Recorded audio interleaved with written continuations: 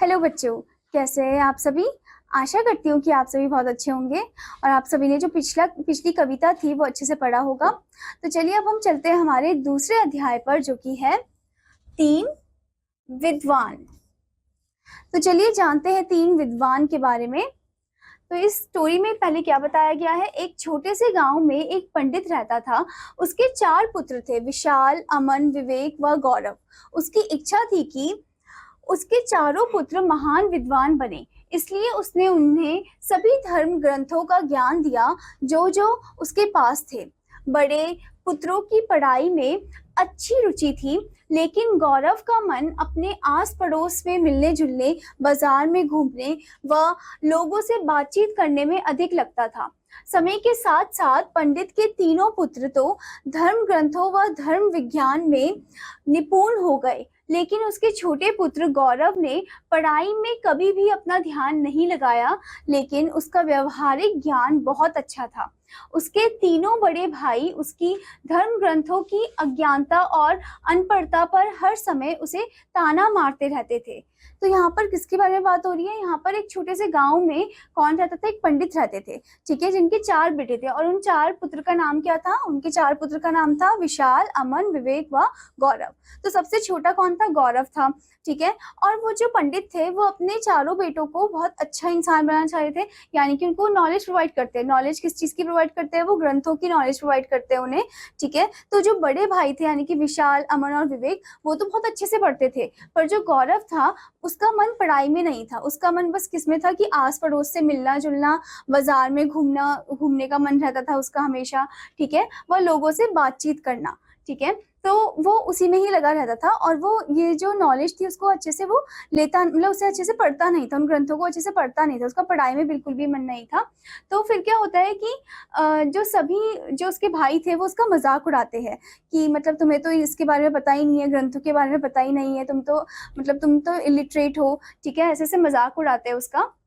पर ये जो गौरव है, भले ही इसको बुक की नॉलेज ना हो, बुकिश नॉलेज ना हो, पर इसको व्यवहारिक ज्ञान बहुत अच्छे से था। यानी कि इसे पता था कि कैसे दूसरों से हमें बात करनी चाहिए पोलाइटली, और कैसे हमें सोशलाइज होना चाहिए, ठीक है। अब आगे क्या बताया है, एक दिन तीनों भाइयों ने धन कमाने के उद्देश्य से अनेक देशों की यात्रा पर जाने का निश्चय किया। गौरव भी उनके साथ जाना चाहता था। उसके बड़े भाई उसे इस शर्त पर ले जाने को तैयार हो गए कि वह उनकी सेवा करेगा, खाना बनाएगा व उनकी सहायता करेगा। गौरव इस बात के लिए तैयार हो गया कि वह उनकी नौकर की तरह सेवा करेगा। तो अब क्या होता है कि तीनों जो भाई थे वो अब तैयार हो जाते हैं कहीं और जाने के लिए, अपना काम ढूंढने के लिए, ठीक है। तो गौरव बोलते हैं कि मुझे भी साथ लेकर चलो, मैं भी चलूंगा। तो जो भाई है, जो उसमें से जो बड़ा भाई है, वो बोलते हैं कि ठीक है, हम तुम्हें जाएंगे पर एक ही शर्त पर जाएंगे कि तुम्हें ये काम करना होगा। तो गौरव तैयार हो जाता है और गौरव जो है फिर उन्हीं के साथ जाता है और उनके ये सभी काम करता है जैसे कोई नौकर करता है, ठीक है। फिर आगे क्या बताया है, इस प्रकार चारों भाई अपनी यात्रा पर निकल पड़े। रास्ते में उन्हें एक घने जंगल से गुजरना पड़ा। वे जंगल में बहुत दूर तक चले। दोपहर में वे लोग भोजन के लिए एक बरगद के पेड़ के नीचे रुके। भोजन करने के बाद वे पेड़ के नीचे आराम करने लगे। तभी विशाल ने हड्डियों का एक कंकाल देखा। उसने कहा, इधर देखो, अवश्य ही यह कंकाल किसी जंगली जानवर का है। तो यहाँ पर अब क्या होता है कि इस प्रकार जो चारों भाई है वो यात्रा पर निकल जाते हैं, ठीक है। फिर रास्ते में क्या होता है कि घने जंगल में उन्हें अपना गुजारा करना पड़ता है, यानी कि वहां पर क्या करते हैं कि एक पेड़ जो है, यानी कि बरगद का पेड़, उसके नीचे बैठकर वो भोजन कर लेते हैं। भोजन करने के बाद उनको नींद आती है तो वो आराम कर लेते हैं। तो तभी जो विशाल है उसे क्या दिखता है, हड्डियों का एक कंकाल दिखता है, ठीक है। और वो क्या बोलता है कि इधर देखो, ये जो हड्डियों का कंकाल है, ये अवश्य किसका हो सकता है, एक जंगली जानवर का हो सकता है। अब आगे क्या होता है, मेरे विचार से हमारे पास कुछ करके दिखाने का यही एक अवसर है, अमन ने कहा। अब अमन बोलता है कि मेरे विचार से हमारे पास अब यही एक तरीका है, कुछ करके दिखाने का एक तरीका है, ठीक है। तो यहाँ पर अब कोई पूछता है, विशाल पूछता है कि तुम्हारा क्या मतलब है। विशाल ये पूछता है कि तुम्हारा क्या मतलब है। हमें अपने ज्ञान की परीक्षा का अवसर मिला है। हम अपने ज्ञान का परीक्षण इस जानवर के कंकाल पर करेंगे। क्या तुम सब सहमत हो? अमन ने सुझाव दिया। अमन सुझाव देता है कि हमें अपने ज्ञान की परीक्षा का अवसर मिला है, तो हमें प्रूव करना है कि हाँ मतलब हम बहुत ज्ञानी हैं करके, ठीक है, हमें ये प्रूव करना है। तो बोलते हैं क्या तुम सभी सहमत हो मेरी बात से? तो अमन ये ऐसे बोलता है। फिर आगे क्या होता है कि विशाल और अमन खुशी से सहमत हो गए, लेकिन गौरव ने इस बात का विरोध किया। नहीं, यह खतरनाक है, तुम्हें ऐसा नहीं करना चाहिए, ये हमारी जान के लिए खतरा हो सकता है। तो विशाल तो राजी हो जाता है, ठीक है, तो बाकी भाई तो राजी हो जाते हैं, पर जो गौरव है वो मना कर देता है। वो बोलता है कि ये तो खतरनाक है, अगर ये जीवित भी हो गया तो हमारे लिए तो खतरनाक ही होगा ये, ठीक है। फिर क्या होता है, चुप रहो, अमन ने कहा, तुम मूर्ख हो। घर से चलने से पहले मैंने तुम्हें हमारे काम में हस्तक्षेप न करने के लिए कहा था। क्या हमने तुम्हारी सलाह मांगी है? चुपचाप देखते रहो कि हम क्या करते हैं। तो यहाँ पर अब अमन उसको, गौरव को चुप करा देता है। वो बोलता है कि हमने तो तुमसे एक हस्तक्षेप मांगा था कि नहीं तुम हमारे मतलब काम में टांग नहीं अड़ाओगे, ठीक है, तो तुम्हें हमारी बात माननी होगी। और हमने वैसे भी तुम्हारी जो सलाह है, तुम्हारा जो एडवाइस है वो हमने वैसे भी मांगा नहीं था। तो उसे चुप करा देते हैं गौरव को वो। फिर आगे क्या होता है, गौरव चुपचाप बैठा असहाय देखता रहा। तुम्हें पता है कि विशाल वस्तुओं को सही प्रकार से व्यवस्थित करने में निपुण है। अमन अपने मंत्रों की शक्ति से इसमें मांसपेशियां भरेगा और विवेक इसमें प्राण डालेगा। गौरव चिंतित था, वह धर्म ग्रंथों के बारे में कुछ नहीं जानता था।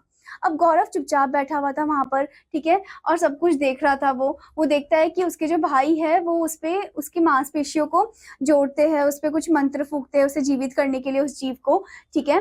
तो धर्म ग्रंथों के बारे में तो गौरव को कुछ भी नहीं पता था। ओके, अब आगे क्या होता है, विशाल ने कंकाल के सही आकार में ढाल दिया। उसके बाद अमन ने कंकाल के चारों ओर घूमकर कुछ पवित्र मंत्र पढ़े और अपने भाइयों को आंखें बंद करने के लिए कहा। उसने उस कंकाल में मांसपेशियां व खाल चढ़ा दी। जब उन्होंने अपनी आंखें खोली तो वह कंकाल शेर का रूप धारण कर चुका था, लेकिन अभी वह निर्जीव था। अमन ने अपने भाइयों की ओर प्यार से देखा। तो अब क्या होता है कि विशाल जो है वो कंकाल को सही आकार में ढाल देता है, उसे सही शेप देता है। फिर उसके बाद क्या होता है, अमन जो है वो कंकाल के चारों ओर घूम के उसमें पवित्र जो मंत्र है वो पढ़ने लग जाता है। और फिर सब जो भाई है वो आंखें बंद कर लेते हैं। फिर उस कंकाल वो जो कि विशाल है वो क्या करता है, फिर उस कंकाल में मांसपेशियों का खाल जो है वो चढ़ा देते हैं, ठीक है। तो अब क्या होता है कि अब उन्हें पता चलता है कि अरे ये कंकाल तो शेर का है, ठीक है, तो शेर का रूप धारण कर लेता है वो पूरा बॉडी जो है। उसके बाद क्या होता है कि अब इसमें जान तो हमने डाली नहीं है, अभी उसकी आंखें बंद हो रखी है, ठीक है। तो अब क्या है कि आगे क्या होता है, अब विवेक की परीक्षा का समय था। उसने कदम आगे बढ़ाया, उसने अपने भाइयों की ओर गर्व और जीत के एहसास के साथ देखा। अब विवेक की परीक्षा का टाइम था, तो वो अपने भाइयों की ओर देखता है। वो सोचता है कि मतलब वो प्राउड फील करता है कि देखो हमारी नॉलेज काम आ रही है करके, ठीक है। फिर क्या होता है, तभी गौरव चिल्लाया, तुम क्या करने जा रहे हो? तुम इसके अंदर जान नहीं भर सकते, यह गलत है, देखो यह शेर है। तो गौरव चिल्लाता है कि नहीं, तुम ये क्या करने जा रहे हो, तुम इसके अंदर जान नहीं भर सकते, और ये चीज गलत है क्योंकि ये तो शेर है, तुम इस पर जान भरोगे तो ये तो तुम्हें ही खाएगा, ठीक है। फिर आगे क्या होता है, तो क्या क्या किसी ने तुम्हारी सलाह मांगी है? विशाल गरजा। तो विशाल गुस्से से बोलता है कि तो क्या, तुम्हारी हमने सलाह मांगी है, एडवाइस मांगी है। फिर क्या होता है, यदि तुमने इसमें जान डाल दी तो यह हम सभी को खा जाएगा। गौरव ने दोबारा चेतावनी दी। गौरव जो है वो दोबारा चेतावनी देता है, वो बोलता है कि अगर तुमने जान डाल दी तो यह हम सभी को ही खा जाएगा, ठीक है। मैं अपने ज्ञान को नहीं दबा सकता, मेरे बड़े भाइयों ने अपनी अपनी कला का प्रदर्शन कर दिया है और अब मैं भी अपने ज्ञान का प्रदर्शन करना चाहता हूँ, विवेक ने कहा। विवेक बोलता है कि मेरे दो जो बड़े भाई हैं उन्होंने तो अपने ज्ञान का प्रदर्शन कर दिया, तो मुझे भी अब मौका मिला तो मैं भी करूंगा अपने ज्ञान का प्रदर्शन, ठीक है, तो मैं पीछे नहीं रह सकता, ऐसे बोलता है वो। फिर क्या होता है, ठीक है, गौरव ने कहा, जैसी तुम्हारी इच्छा है करो, लेकिन मुझे पहले पेड़ पर चढ़ने दो। इतना कहकर वह पेड़ पर चढ़ गया और चिंतित होकर अपने भाइयों की बेवकूफी को देखता रहा। वह अपने भाइयों की मदद करने में असहाय था। तो अब गौरव बोलते कि ठीक है, तुम जैसा तुम्हें करना है वैसा करो, पर पहले मुझे पेड़ पर चढ़ने दो, ठीक है। तो वो पेड़ पर चढ़ जाता है और वो चिंतित भी होता है कि मतलब अपने भाइयों को लेकर कि इनके साथ पता नहीं अब क्या होने वाला है, और वो ऐसे ही असहाय होकर बैठकर देखता रहता है, ठीक है। अब आगे क्या होता है, विवेक ने कुछ मंत्रों का उच्चारण किया और शेर की 3 परिक्रमा की और उसने अपने दोनों भाइयों को जो नीचे उसके पास थे दूसरी ओर देखने के लिए कहा। अमन और विशाल को शेर की दहाड़ सुनने में अधिक समय नहीं लगा। शेर में प्राण डालते ही वह तुरंत उठ खड़ा हुआ। उसने अपने शरीर को खींचा और एक जम्हाई ली। तभी उसने 3 लोगों को खड़े देखा और देखते ही उन पर आक्रमण कर दिया, यहाँ तक कि उन्हें इतना मौका भी नहीं दिया कि वे स्वयं को बचा सके या कहीं छिपा सके। तो क्या होता है, विवेक जो है वो कुछ मंत्र का उच्चारण करता है, वो शेर की 3 बार परिक्रमा भी करता है, ठीक है। फिर अपने दोनों भाइयों को बोलता है कि तुम कहीं और देखो, और वो उस पर जान डालता है। फिर अमन और विशाल जो है वो शेर की दहाड़ सुनने से अधिक समय, मतलब उन्हें अधिक समय ही नहीं लगा, और शेर में जैसे ही प्राण डाले वैसे ही वो तुरंत खड़ा उठ जाता है, ठीक है। उसके बाद क्या होता है, वो अपने आप को खींचता है, जैसे स्ट्रेच करते हैं ना बॉडी को, वैसे वो अंगड़ाई लेता है, जमाई लेता है, ठीक है, यौन करता है। फिर उसके बाद क्या होता है, वो जैसे देखते हैं कि अरे उसके सामने 3 लोग खड़े हैं, तो मतलब शिकार उसके सामने ही है, शेर के सामने, तो वो तीनों पे एकदम से झपट्टा मार लेता है, उनको भागने का मौका भी नहीं देता है, ठीक है। अब आगे क्या होता है, तीनों भाई अपनी जान से हाथ धो बैठे और गौरव पेड़ पर बैठा होने के कारण बच गया। वह अपने भाइयों की मौत से बड़ा दुखी हुआ और वापस अपने घर लौट गया। वह अपने पिताजी को जाकर सारी घटना बताई। तो तीनों भाई जो है इसमें मर जाते हैं, शेर का शिकार हो जाते हैं वो, और जो गौरव है वो ही बचता है सिर्फ केवल, ठीक है। तो गौरव ये सब देखकर ये सभी बात जो है वो किसको बताता है, अपने पिताजी को बताता है, ठीक है।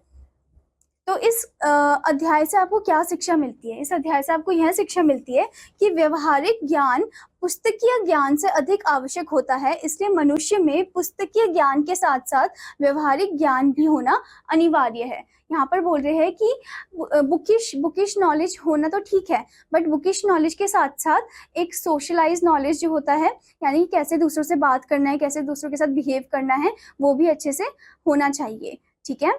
आशा करती हूँ बच्चों कि आपको ये अध्याय अच्छे से समझ में आया होगा, और आपको एक बार फिर से इस अध्याय को अच्छे से पढ़ना है और इसमें कही गई बात को आपको अपने दिमाग में रखना है, ठीक है। अब मैं आपको मिलूंगी अगले अध्याय में, तब तक के लिए धन्यवाद बच्चों।